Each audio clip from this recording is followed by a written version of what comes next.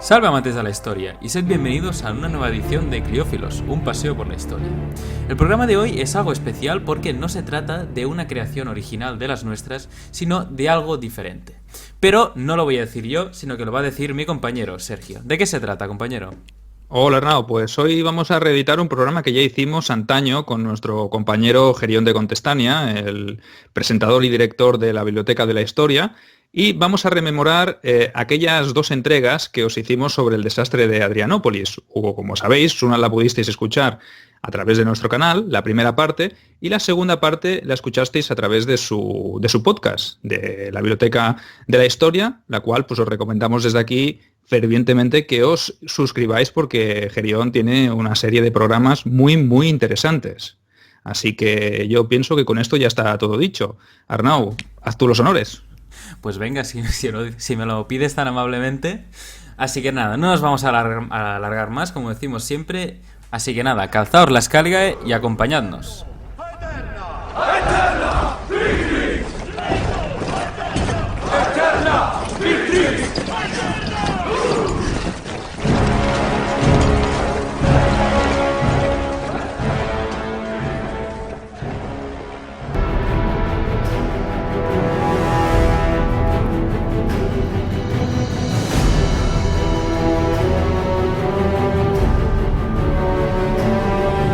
Para comenzar, y como siempre hacemos, pues lo mejor es situar un poquito a la gente en el marco espacio-temporal en el que nos vamos a mover en el programa de hoy, ¿no? Así pues, debemos trasladarnos hasta esa segunda mitad del siglo IV después de Cristo, o lo que es lo mismo, al periodo que es conocido por todos los historiadores como el Bajo Imperio o el Tardo Imperio Romano, ¿no?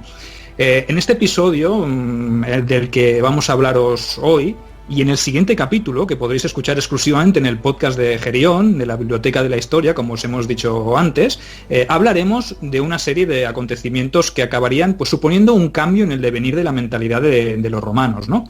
Podríamos decir que la concepción militar del ejército romano pues, dio un giro sustancial tras esa fatídica jornada en la que, para desgracia del imperio, perecieron gran cantidad de los efectivos que conformaban los ejércitos del Imperio Romano de Oriente. ¿Y cómo lo hicieron? Pues frente a la caballería goda y a sus aliados, que también eran temibles, ¿no? Este hecho pues, supuso un cambio de mentalidad y provocó que la visión que tenían los romanos de la guerra hasta entonces se viese ligeramente alterada, como ya veremos más adelante. El planteamiento había dejado claro que la infantería comenzaba a perder quizá un poco de peso y de relevancia en las batallas en detrimento de las tropas montadas, de la caballería, ¿no?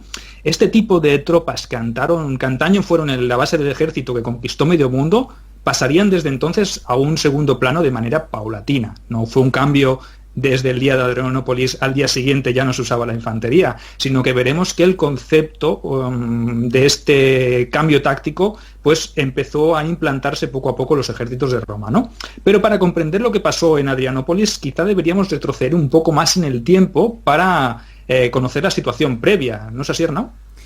Sí, tienes más razón que un santo. Tras la muerte inesperada, o no tanto, de Juliano el Apóstata del 363, le sucedió Joviano, uno de estos que duró tan poquito.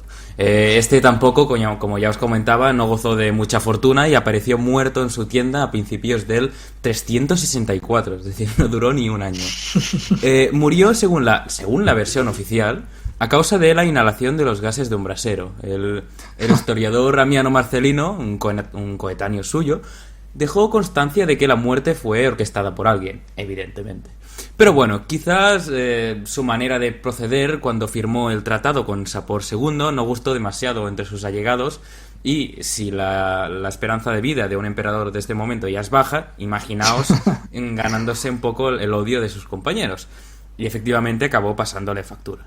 En cualquier caso, cuando murió, tan solo tenía un hijo, pero era muy pequeño para gobernar. Así que los oficiales y funcionarios de alto rango, decidieron buscar otro candidato, porque candidatos no faltaban. El elegido para ocupar el trono imperial fue Valentiniano, un oficial relevante del ejército. Pero los que le entronaron le obligaron a nombrar un corregente. Los últimos tiempos habían sido muy revueltos y requerían una cierta estabilidad. Ya veremos. Así que el nuevo emperador decidió contentar a los que le habían entronizado. Escogió entonces a su hermano menor Valente y ambos se repartieron el imperio. El primero se quedó, por eso, 2/3 de este y el menor la parte oriental. Pero hablemos un poco ahora de la religión, un pilar muy importante en el imperio romano de esos años. Pues en el ámbito religioso debemos afirmar que ambos emperadores profesaban la fe cristiana. Valentiniano se mostró tolerante con los paganos y realmente pasó un poco de la religión. Su hermano sí que fue un acérrimo seguidor del arrianismo. Esta era la corriente más seguida en la parte oriental del imperio. Pero bueno, vamos a explicar algo más sobre esta doctrina religiosa. El arrianismo fue una corriente del cristianismo que no estaba de acuerdo con la naturaleza trinitaria de Jesús, esto es, Padre, Hijo y Espíritu Santo. Es decir, los arrianos defendían la postura de que Jesucristo fue creado por Dios Padre y estaba subordinado a él. O sea, que las enseñanzas arrianas fueron atribuidas a un obispo de nombre Arrio, que vivió entre el 250 y el 335 después de Cristo, y se oponían a las enseñanzas ortodoxas en lo referente a la naturaleza divina. Los arrianos sostenían que el Hijo de Dios no existió siempre, sino que fue creado por el Dios Padre. Obviamente, este era un aspecto importante a tener en cuenta, que chocaba con la mentalidad de la fe cristiana, que no estaba de acuerdo con ese precepto básico, que defendía que Jesucristo ya existía antes de ser creado por Dios. Vaya, pues ya tenemos ahí el conflicto servido, ¿no? Siempre la religión, como veis, es un tema que está presente a lo largo de la historia, ¿no? Primero paganos, luego cristianos, dentro del cristianismo tenemos todas esas ramas de las cuales ya os hablamos en algún momento cuando hablamos sobre me parece que fue cuando la revuelta de la Nicá, ¿no? Que hablábamos, Arnau, sobre el tema de los monofisistas y los nestorianistas también, porque hay unas ramas del cristianismo, vamos, increíbles, ¿no? Hay tantas ramas como cristianos realmente. Bueno, como veis, este tema es un poco complejo, ¿no? Ya nos ha explicado Gerión aquí, nos ha desgranado un poco lo que sucedía a nivel religioso y como veis, pues es un tema que la religión, que siempre ha estado vinculada a muchas guerras a lo largo de la historia de la humanidad, ¿no? La cuestión, volviendo a esa Roma ya dividida parcialmente, fue que los dos emperadores también se tuvieron que centrar en otros aspectos, ¿no? En otros puntos, no solo la religión, sino otros puntos relevantes de su gobierno, ¿no? Como podría ser en este caso las guerras, porque realmente los enemigos no dejaban de presionar por muchos conflictos religiosos que tuvieran los romanos dentro de su propio imperio, ¿no? Sí sabemos que Valentiniano, por ejemplo, se centró más en defender el limes danubiano y el del Rin, ya que, como siempre, pues ese era un punto caliente donde siempre habría presión por parte de las tribus germanas que siempre estaban en el acecho y esperando una oportunidad para entrar en suelo romano, ¿no? Aunque también tenemos constancia de que envió a algunos de sus generales a Britania y al norte de África. Britania, obviamente, pues supongo que también nos viene a la mente el punto caliente, que sería ese muro de Adriano que marcaba la frontera entre la romanización o la romanidad y el resto de pueblos, ¿no? Y en el norte de África, pues esas tribus mauretanas que siempre estaban al acecho de entrar también en territorio romano, ¿no? Por su parte, Valente también tampoco es que estuviera rascándose la barriga, ¿no? Si es que tuvo también sus problemas con los persas en Oriente, que vamos, no dejaban de ser un incordio. De hecho, aunque el tratado firmado por Joviano el Efímero, que le llamaremos aquí, ¿no? Porque no duró mucho este Joviano, continuaba vigente, ambos bandos pues lo interpretaban a su manera y cada uno hacía y deshacía a su modo, ¿no? Y a su conveniencia. Sabemos que durante su gobierno pues se llevaron a cabo algunas reformas en el ámbito militar, siendo la más llamativa de ellas la reestructuración de las tropas de los comitatenses. ¿Os acordáis de quiénes eran los comitatenses? Sí, aquellos ejércitos, aquella división que se hizo de las legiones en tiempos, si no recuerdo mal, de Diocleciano, ¿puede ser? ¿O ya fue en tiempos de Constantino? Arnau. Yo diría que es más temprano, quizá más Diocleciano, pero lo digo de memoria, sí, ¿no? La verdad es que no lo sé.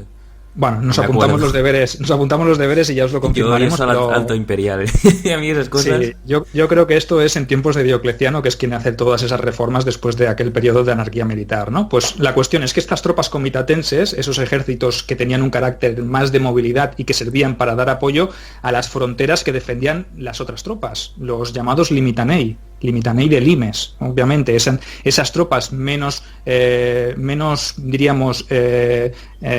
calidad que se dedicaban a defender esos pasos fronterizos, que teníamos también otro tipo de tropas, que no sé si lo sabéis, que eran los ripenses, que eran los que se dedicaban a defender las fronteras fluviales. O sea que teníamos los limitanei y los ripenses, que eran los que defendían las fronteras, y los comitatenses, que tenían más movilidad y que eran ejércitos más estáticos y más buenos, de más calidad, que se dedicaban a prestar apoyo. Pues bien, estos comitatenses se dividieron en dos grupos y se les dio el nombre de seniores y juniores. O sea, seniores y juniores. Y eso hizo que hubiese obviamente más regimientos, pero compuestos por un número menor de efectivos, lo cual tampoco es que fuera muy positivo, porque a la larga lo que había hecho era menguar el número de efectivos en cada legión, y aunque hubiese más legiones, sí que es verdad que eran más pequeñas, ¿no? En lo que es lo relativo a la política, todo transcurrió con cierta tranquilidad, ¿no? Es cierto que hubo también algún que otro intento de usurpación, por ejemplo el de un tal Procopio, que decía ser familiar de Juliano el Apóstata, de aquel emperador que había defendido la religión pagana, ¿no?, a esa vuelta al paganismo, pero su alzamiento, aunque contó con relativa fuerza inicialmente, fue reprimido por Valente con severidad y rotundidad, ¿no? O sea que tampoco le dio oportunidad a que se extendiese demasiado. También se produjeron pues algunos que otros episodios de abuso de poder por parte de oficiales de alto rango, una cosa que, como ya sabéis, era más habitual en la administración romana, ¿no? Era un deporte casi nacional, ¿no? Uno de los ejemplos sería, por ejemplo, el del caso del comes romano, que se llamaba Romano. Era romano también, pero se llamaba Romano, ¿no? Patriota. Y su acuerdo privado con un secretario imperial de nombre Paladio, ¿no? Un tema oscuro que tardó en resolverse un poquito más de lo debido, pero que no supuso más que una mancha en la trayectoria política de este imperio romano, del Bajo Imperio, ¿no?, de este imperio romano tardío. Sí, ya. Yo creo que los oyentes ya van viendo un poco que nos vamos acercando al momento clave. Y es que, aunque más o menos estaba todo bajo control, de esa manera un poco precaria, la cosa cambiaría más rápido de lo que los romanos se imaginaban. Para ello nos tenemos que ir hasta el año 375, año en el que Valentiniano se hallaba en el Alto Danubio, batallando contra la tribu de los Cuados. En una negociación con los caudillos germanos, el emperador sufrió un ataque de ira tan fuerte que le dio un derrame cerebral que le costó la vida. y tenía 54 años. ¿Qué tren de vida debía llevar? Vaya estrés, ¿no? Vaya estrés. Dirigir un imperio es estresante, ¿no? Sí. Pero bueno, por suerte el emperador ya había designado un heredero, era un hombre precavido, y ese era ni más ni menos que su hijo Graciano, que en aquel entonces tenía 16 años. Las tropas y los funcionarios de alto rango nombraron a Augusto también al otro hijo del recién fallecido Imperator. Aunque eso sería algo más bien simbólico, ya que era un niño de 4 años y se llamaba Valentiniano II. Pero ni su hermano ni su tío se opusieron para no enemistarse con aquellos que le habían subido al trono. Y eso provocó que el imperio volviera a estar dividido en 3 partes, aunque el pequeño solo se quedó Italia y el norte de África. Bueno, pero como siempre ocurre, cuando hay algún cambio, los bárbaros se aprovecharon de aquel momento de debilidad. Esto me hace recordar vuestro audio de los pueblos del mar, que posiblemente vosotros comentáis, por una parte, que pudieran ser que los pueblos del mar irían hacia el sur empujados por algún cambio climático, alguna catástrofe meteorológica, o también podrían haber sido empujados por otras tribus de las estepas rusas, estepas mongolas. Entonces, los godos aquí parece que van por el mismo camino. Así que, así pues mira, en el año 376 la situación en las fronteras se complicó, ya que un nutrido grupo de godos se concentró en la orilla del Danubio. Estos no tenían intención de entrar en territorio romano para saquear. Aunque parezca mentira y no lo creáis, lo que querían era más bien entrar en el suelo romano para asentarse allí. Se trataba de un nutrido grupo que conformaba más bien un movimiento migratorio completo. O sea, a los guerreros les acompañaban sus familias, mujeres, niños, ancianos. Esta tribu fue llamada por los romanos los tervingos. Estudios más recientes han demostrado que no solo había una tribu que conformase este conjunto, sino que se trataba de una especie de confederación de diferentes pueblos godos. En cuanto al número de gente que componía esa horda, los datos de los que disponemos son poco fiables, como suele suceder pues, en estos tiempos tan lejanos. Algunas fuentes hablan de cerca de 200.000 personas, pero bueno, parece algo exagerado. Amiano Marcelino, que fue el cronista más importante de esta época, justo el mismo que había servido a Juliano el Apóstata, nos dice pues, que había tantas personas que fue imposible para las tropas romanas el poderlos contar. Los autores más modernos llegan a la conclusión de que quizás pudiese tratarse de una horda compuesta por unos 10.000 guerreros y que estos fuesen acompañados por 40.000 o 50.000 mujeres, niños y ancianos. Bueno, sí, esos son unos números quizá un poco más asumibles, ¿no? Aunque cuando tú estás protegiendo las fronteras y ves pasar a un número inmenso de gente, pues tampoco, hombre, estarás por otras cosas antes que ponerte a contarlos, ¿no? Pienso que no estarían los romanos de las fronteras en esos momentos con un contador o tomando nota, mira, por aquí, oye, que se te escapan 3, que por ahí han pasado 4, ¿no? Es un poco complejo, ¿no? Entonces, sí. También lo que has comentado, Gerión, del símil este que has hecho con el tema de los pueblos del mar, pues yo pienso lo mismo que has comentado, que siempre que hay un movimiento migratorio así de grande, puede ser que se debe a condiciones climáticas, pero también es verdad que otras personas empujarían o empujan a estas tribus para que tengan que dar el paso de adentrarse, porque supongo que ellos preferirían no estar dentro de un sitio donde no se les quiere. Vamos, de hecho, ahora que lo he estado pensando mientras estaba escuchando y diría que realmente fue así, porque unos, ¿no? claro, los estaban empuchando los humos, los unos sí. Los estaban empuchando hacia el Danubio, porque en realidad estaba ocurriendo un cambio climático, entonces la tendencia era ir al sur porque realmente casi era imposible vivir, y se empiezan a empujar los de arriba, van bajando, empujan a los que están más abajo, y al final pues de uno al otro, como si fuera un efecto de estos de las fichas de dominó, pues acabas llegando al Danubio. Y realmente en ese caso sí que fue así, como comentaba Gerión. Sí, exactamente. Yo, como no hay fuentes que estén en lo cierto, pues yo la verdad que pienso que serían empujados por gentes del norte. Claro, bueno, básicamente ya sabemos que los hunos por estas fechas ya se estaban moviendo de las estepas, ya no estaban en las estepas en sí, sino que habían empezado a adentrarse en todos esos territorios más orientales del imperio, y obviamente por sentido común quien estaba ocupando esos territorios, pues también al recibir esa presión de los hunos, pues sabiendo que al otro lado del Rin hay unas tierras fértiles que en ese momento pues no están pobladas y que están libres, pues oye, ¿por qué no vamos a probar de hacer un paso? Y si yo quiero hacer una invasión, obviamente no me voy a llevar a mi familia, ni a ancianos, ni a niños. Entonces, si yo hago este movimiento masivo con tanto personal, obviamente lo que pretendo es instalarme y buscar un sitio donde pueda estar mejor. Y, hombre, esto es naturaleza humana, ¿no? Siempre buscas un sitio donde puedas estar mejor, yo pienso. No sé qué opináis vosotras. Sí, no, yo por supuesto es así. Y aunque se encuentran muchos ejemplos a lo largo de la historia romana de esto, ¿no? De tribus que se desplazan, pero es porque emigran, y no tienen el mismo concepto de sedentarismo que tenemos nosotros o que tenían los romanos, y para ellos estar un poco arraigados a un lugar quizá no tiene el mismo significado que nosotros, y para construirse la choza de paja y tierra no tienen tanto problema que podría tener un romano que de golpe y porrazo se encontrase en medio de esto, ¿no? de Germania. Así que hay que tener en cuenta un poco el cambio cultural y que, bueno, no era el mismo modo de pensar, para decirlo de alguna manera. También es verdad que no había un poder militar capaz de detener una entrada tan masiva, ¿no? de gente. Ya os hemos dicho que las legiones de este momento no es comparable a los tiempos del Alto Imperio, cuando sí que había un número nutrido de legionarios que podrían cubrir una frontera tan amplia, ¿no? Entonces, obviamente, había muchos huecos y muchos espacios por los cuales los godos en este caso pudieron entrar, ¿no? Pero por si eso no fuera poco, sabemos también que llegaron noticias de que otro nutrido grupo de godos también se estaba acercando a la frontera. Estos, los romanos, les llamaron greutungos, y obviamente teníamos por un lado a los tervingos y por otro lado a los greutungos, ¿no?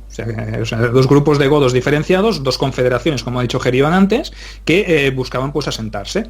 Así que los tervingos, los primeros en cuestión, mandaron una embajada a Antioquía, donde se hallaba Valente, ya que en ese momento pues estaba luchando todavía contra los persas, ¿no? Esos godos pues pidieron a los romanos que les dejasen cruzar el río para asentarse pacíficamente en sus territorios. ¿Y qué sucedió? Pues según el relato de Amiano Marcelino, nuestro gran cronista del momento, al cual nos vamos a referir durante todo el audio, porque es la fuente más fiable, o una de las pocas fuentes que tenemos en el momento. Lo de fiable ya lo cogemos más entre comillas, porque ya sabéis que hay que coger las cosas con pinzas, pero Amiano nos relató en su historia que el emperador los aceptó, o sea, aceptó ese tratado. Básicamente podemos afirmar que sus consejeros le hicieron ver las ventajas que podía sacar de ese tratado, ¿no? El provecho, ya que estos bárbaros pues también serían los que le proporcionarían efectivos para el ejército, además de conseguir un pago tributario por parte de ellos, o sea que todo eran ventajas en ese aspecto de dejarles cruzar, ¿no? Obviamente pues el otro grupo, los greutungos, probaron suerte también y solicitaron lo mismo que sus compatriotas, pero ¿sabéis lo que pasó? Nanay. Sí. Obviamente, ¿nos lo explicas tú, Arnau? Sí, en principio les negaron la entrada y se presupone que no lo permitieron porque realmente no podían sustentar a tanta gente, cosa que, bueno, por otra parte es lógica. Aunque lo más probable es que no querían crear un precedente y abrir de esa manera las puertas del imperio a cualquiera. Claro. Esta manera de proceder, asentando tribus antes hostiles en territorios propios, no era una práctica nueva. Emperadores como Diocleciano o Constantino pues ya habían hecho en ese momento, ya lo habían hecho anteriormente, y sobre todo, además, como otro motivo, podríamos decir que podían sacar aún más beneficios. Pues sí, el asentamiento de esta tribu y de las que lo habían hecho antes estaban sujetas a una serie de condiciones que debían aceptar previamente. La verdad que no sabemos exactamente cuáles fueron las que se impusieron a los tervingos, aunque una de ellas fue la de hacerse cristiano, cosa que aceptaron sin problema. La necesidad, sí, la religión siempre predominaba. La necesidad era más apremiante que la fe religiosa que pudieran tener. Cabe destacar que se hicieron arrianos, ya que, como hemos dicho antes, era la fe que profesaba el propio Valente. Las fuentes no especifican cuáles fueron las otras condiciones, pero bueno, se presupone que otra podría haber sido la de entregar las armas, pero eso no queda demasiado claro atendiendo a los acontecimientos que sucedieron después. Bueno, así es. Entrar en el Imperio Romano no era una cosa gratis, se tenía que pagar peaje, ¿no? Obviamente, aunque como veremos, pues los romanos tampoco cumplieron pues todo lo acordado, ¿no? Así, en ese año ya teníamos a los godos asentados en el territorio romano, a estos tervingos, ¿no? Pero como sucede siempre, pues las cosas no fueron tan bien como en un principio se esperaba, ¿no? El principal problema era el tema del avituallamiento de un grupo tan grande de gente. Es que dar de comer a esa marabunta era complicado, ya que eran muchas bocas que alimentar y los romanos pues no tuvieron la capacidad de ver lo que se les venía encima, ¿no? Los encargados de cumplir con esa tarea podemos decir que no fueron demasiado inteligentes. En este caso, un tal Lupicino, que era el comes, el conde, para que nos entendamos, al mando de los comitatenses de la región de Tracia, aprovechó la situación y estrujó a los godos tanto como pudo para sacar él mismo algo de tajada. Como ya os hemos dicho antes, la corrupción en la administración romana pues estaba a la orden del día. Vamos, nada que envidiar a la situación que tenemos por aquí hoy en día. O sea que hablamos de los romanos, pero hoy en día si hurgáramos, pues también sabemos que hay muchos casos de corrupción y en las administraciones también, ¿no? Le sacó, en este caso, Lupicino tanto como le fue posible, y cuando los tuvo contra las cuerdas, podríamos afirmar que les apretó aún más. O sea, consciente de que aquellos infelices ya no tenían con qué pagarle, rebasó incluso el límite humano. Y ahora os digo humano y lo entenderéis cuando os explique qué atrocidades cometió este tal Lupicino, ¿no? Sabiendo que ya no tenían con qué pagarle la comida, llegó a pedirles que les entregasen a sus hijos a cambio de carne de perro. Que esto es no salvaje, lo siguiente, es muy siniestro. Y Amiano pues nos lo vuelve a relatar en su obra de manera cruel, hasta el punto de que un niño, para que os hagáis a la idea, un niño equivalía a un perro, que a la postre servía como alimento. O sea, salvaje. Sí. Efectivamente, podéis imaginaros cuán desesperados estaban los germanos para ceder a tal trato. Además de todo eso, los godos fueron llevados hasta Marcianópolis, el bastión de Lupicino. El Comes usó sus tropas, más los Limitanei, para llevarlos hasta ahí. Eso dejó, obviamente, la frontera desguarnecida, y en esa ocasión la aprovecharon los greutungos para adentrarse en el territorio romano sin oposición y sin permiso.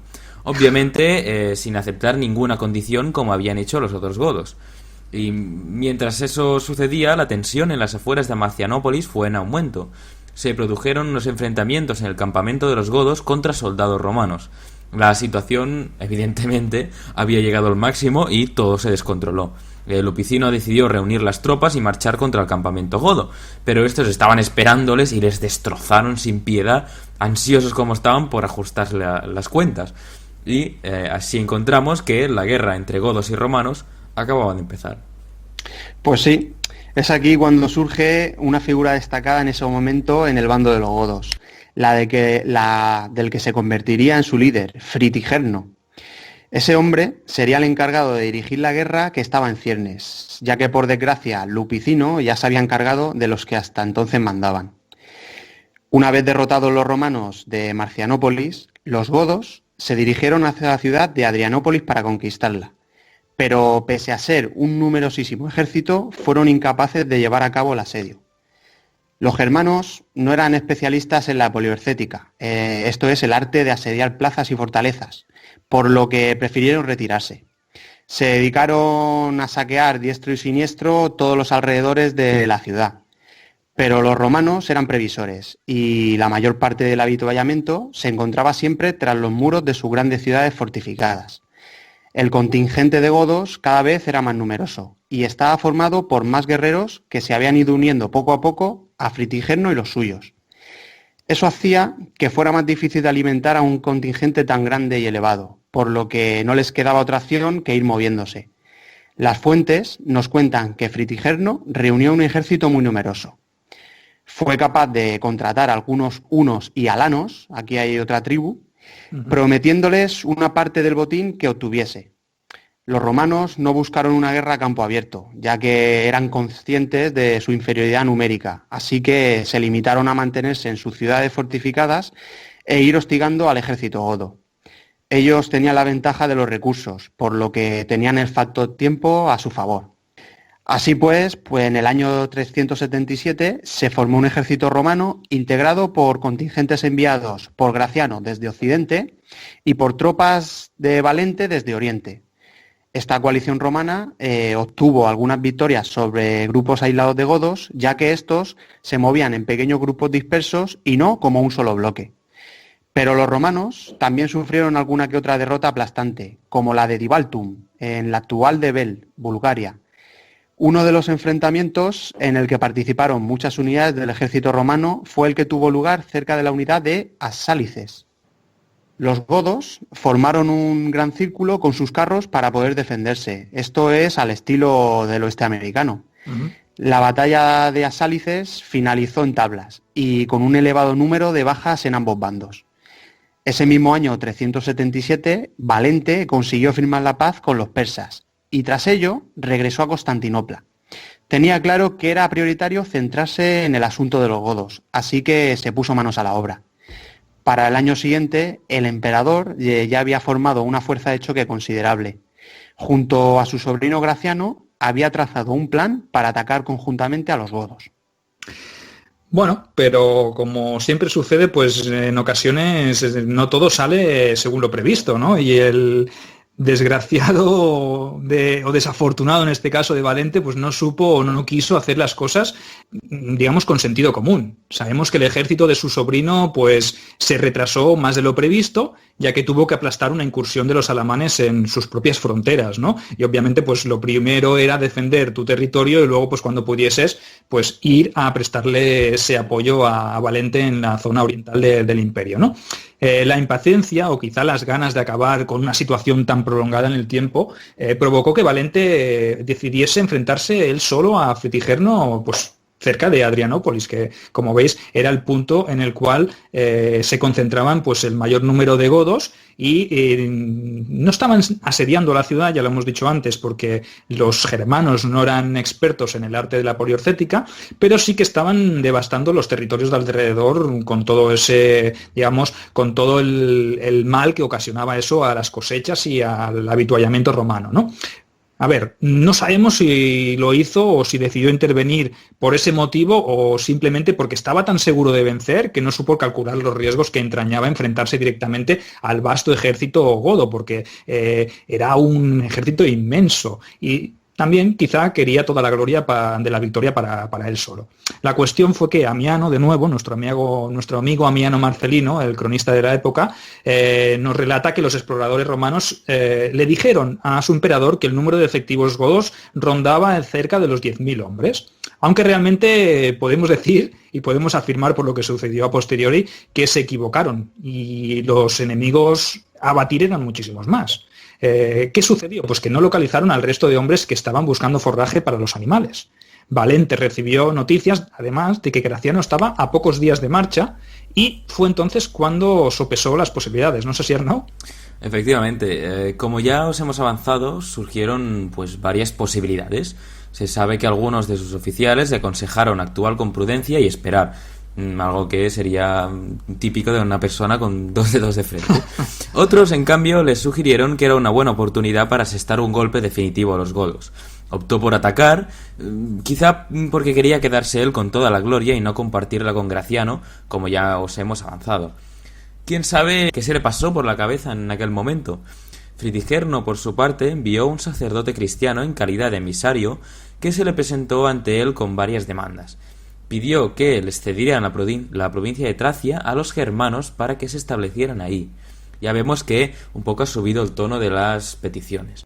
Eso hizo pensar a Valente que los godos estaban atemorizados por enfrentarse a su ejército y creía que estaban negociando para buscar una salida pactada, y eso tal vez acabó de empujarle a cometer su error. Así pues, el 9 de agosto de 378, el emperador al frente de sus tropas salió de Adrianópolis presto a enfrentarse a los godos. La marcha fue larga, bajo un calor abrasador, por lo que cuando los romanos llegaron estaban exhaustos, estaban fatigados. Fritigerno, que no era tonto y bueno, se había dado cuenta de que de esas intenciones de Valente, prendió fuego a los matorrales cercanos al campo de batalla. Eso hizo que el viento llevase hasta las filas romanas el calor y el humo, como si ya fuera poco. Esa disminución de la visión por parte de los romanos fue determinante para que no se dieran cuenta de los refuerzos que recibió el ejército godo en ese momento. Así es porque se les unieron en aquellos jinetes que habían estado forrajeando y que los exploradores no habían sido capaces de detectar. Sí, pues en este momento Fritigerno volvió a mandar unos mensajeros para parlamentar, quizás para ganar algo más de tiempo. Entonces, en ese instante algo falló, ya que las 2 unidades de caballería romana que formaban en el flanco derecho atacaron sin haber recibido órdenes. No se sabe bien el motivo por el cual lo hicieron, aunque fueron rechazados por los godos sin problema. Sus movimientos habían desencadenado el inicio de la batalla sin querer. El ejército romano al completo se puso en marcha. El problema fue que el flanco izquierdo romano acababa de llegar, por lo que formó de una manera inadecuada. Ese flanco quedó bastante expuesto y la caballería goda se percató. Así que lanzaron un terrible ataque en ese punto junto a un nutrido grupo de jinetes salanos. Las líneas romanas se empezaron a romper ante la embestida.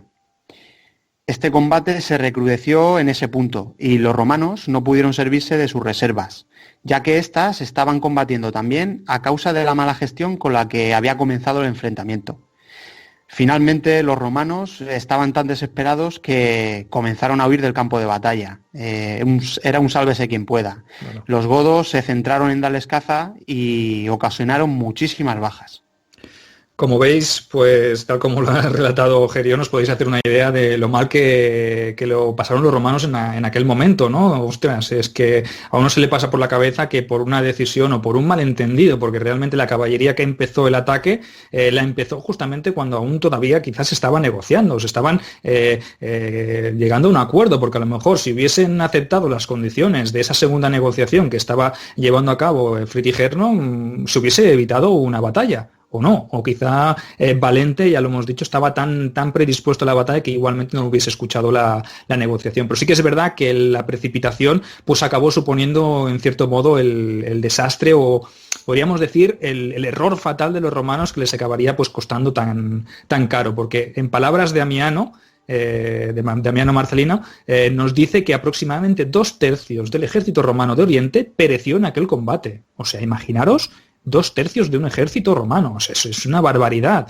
Es que el Imperio Romano de Oriente se quedaría prácticamente sin tropas. Es más, el mismo Valente, el mismo emperador que estaba también en el meollo, acabó pagándolo con su vida. Y dicen que su cadáver nunca jamás fue encontrado en el campo de batalla. O sea que no había ni imaginaos el panorama de muerte, de animales, de hombres, de todo, que no hallaron ni el cadáver del emperador, ¿no? Que seguramente destacaba por encima de los otros pues, por la indumentaria o por la panoplia o por lo que fuera, ¿no? La cuestión es que las cifras exactas de tropas romanas que perecieron aquel día no se saben con certeza. Se cree más o menos que pudieron ser unos 15.000 hombres los que habían combatido, por lo que las bajas totales podrían haber sido cerca de 10.000. O sea, si Amiano Marcelino nos dice que 2/3 partes, pues si eran un ejército de 15.000, 10.000 muertos. ¿Os imagináis lo que es eso? Una barbaridad. O sea, todos esos números son cálculos aproximados, pero realmente, aunque sean inciertos, no dejan de ser abrumadores. Aunque, como siempre os decimos y os recordamos por activa o por pasiva, son datos que se deben coger con pinzas. Pues sí, la verdad que lo sucedido en aquella fatídica jornada fue un desastre total para el Imperio Romano. La mayor parte de los soldados de la zona oriental habían caído en esa batalla en un solo día. Nuestro cronista Amiano Marcelino comparó ese episodio con el desastre de Canas del 216 a.C. Esto es las guerras púnicas, Aníbal contra Roma. Aunque la cifra había sido mucho menor, ya que en Canas perdieron la vida cerca de 50.000 romanos, esta supuso la peor derrota sufrida a manos de un enemigo exterior desde el siglo III. El exceso de confianza de Valente le había conducido a cometer un error fatal. Pese a la gran victoria obtenida por los godos, a largo plazo no les supo ventaja alguna, ya que habían perdido la oportunidad de negociar al haber muerto el emperador. Tras deshacerse del ejército romano, atacaron la ciudad para intentar hacerse con las provisiones, pero el emperador había sido previsor en ese aspecto y había dejado una guarnición suficiente para proteger las murallas de la ciudad.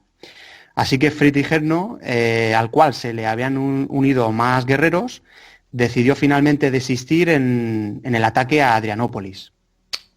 Bueno, entonces con esos godos que acababan de vencer y que estaban saboreando todavía la victoria aplastante sobre los romanos, pese a no entrar en Adrianópolis, no conseguir la ciudad de Adrianópolis, pienso que en este momento pues sería un mal menor, porque tras haber derrotado a prácticamente todo el ejército de Oriente, yo pienso que eso era victoria más que suficiente, ¿no? Ahora ya no les iba de conquistar la ciudad de Adrianópolis. Pero bueno, podríamos decir que se vinieron arriba, ¿no? Estos godos, después de derrotar a Valente y a sus tropas, y se dirigieron hacia Constantinopla, hasta la capital del Imperio de Oriente, ¿no? La magnífica ciudad de Constantinopla, ¿no?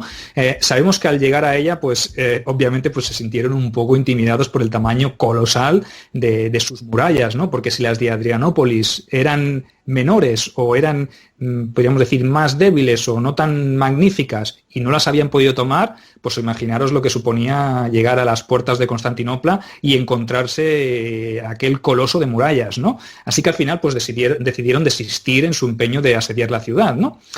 También es verdad que sin Valente la situación cambiaba, ¿no? Podemos decir que hasta el momento el imperio había estado dividido primero en 2 y luego en 3, cuando entró a juego el hijo de Valentiniano, Valentiniano II, ¿no? Que era un chavalito, ¿no?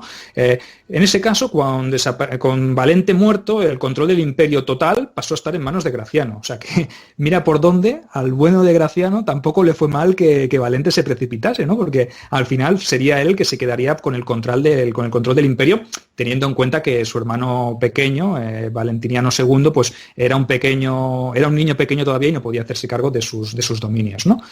Pero bueno, en cualquier caso, sabemos que unos meses después, quizá a principios del año 379, tuvo que hacer otro movimiento estratégico y tuvo que nombrar a Augusto de las provincias orientales, o sea, emperador de Oriente, a un magister militum que había servido bajo las órdenes de Valente o incluso suyo, Graciano, ¿no? Porque si no recuerdo mal, Teodosio, que es el que sería a partir de ahora el emperador, era ciudadano de Itálica.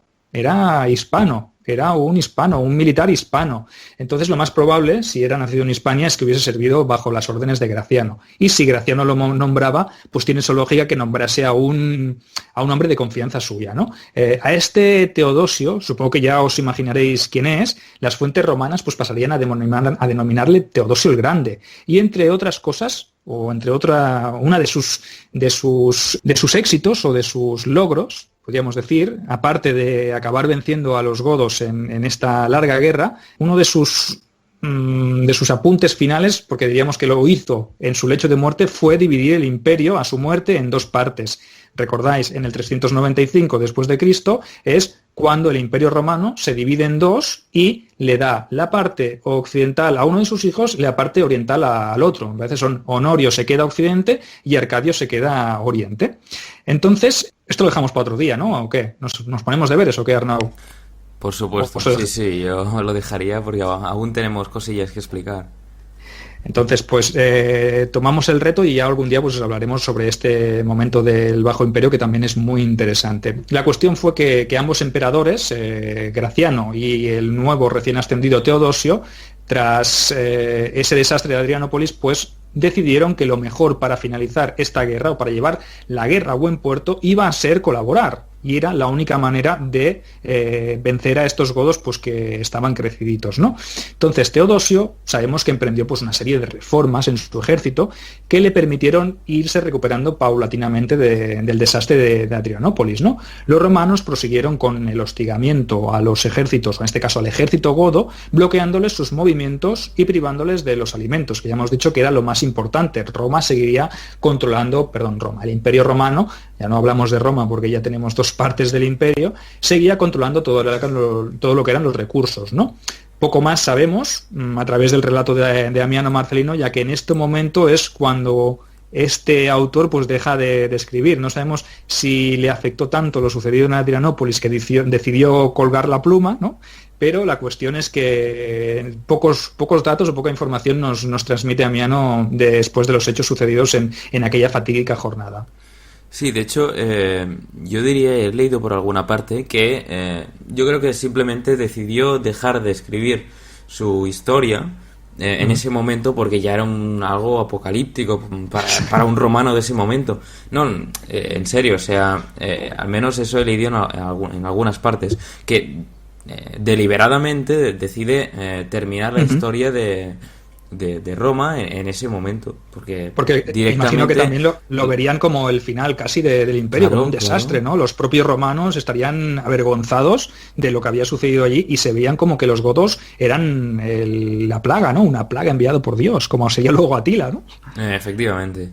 Pues siguiendo un poco, aunque otros autores confirman que los godos capitularon en el 382 y ya no se hizo mención a Fritigerno a partir de ese momento, es probable que ya hubiese muerto, muy probablemente por un poco disidencias internas, la política, el funcionamiento político de las tribus, que tendía un poco a castigar a aquellos líderes que empezaban a ganar demasiado poder. Un poco también como la República tardía, tenemos que pensar en César y todo eso, pues una manera de pensar similar.